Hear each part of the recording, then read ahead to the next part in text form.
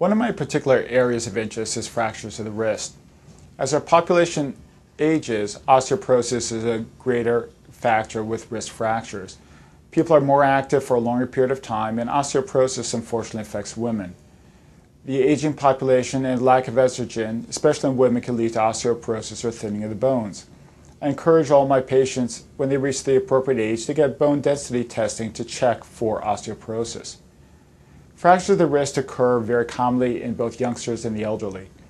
When they occur in kids, most of these fractures can be treated non-operatively. Most just can be casted or splinted in the position that they're in.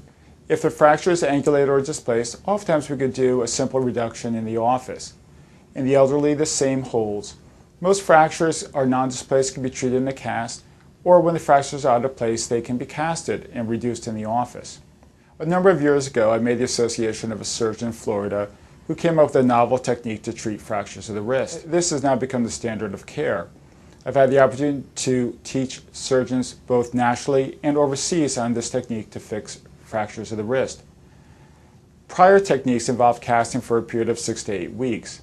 Though patients oftentimes did well, the problem was that period of immobilization kept people out of work and activities. The ability to fix these fractures anatomically with newer techniques has allowed patients to get back to their activity level much faster.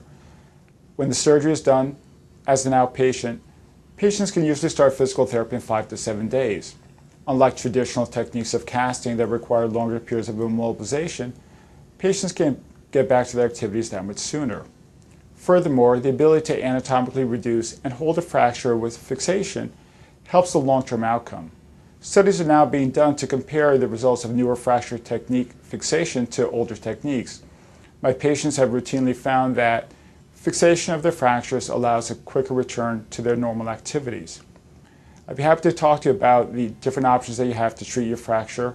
I'd be happy to see you in the office, and we'll talk to you about the different options available to you.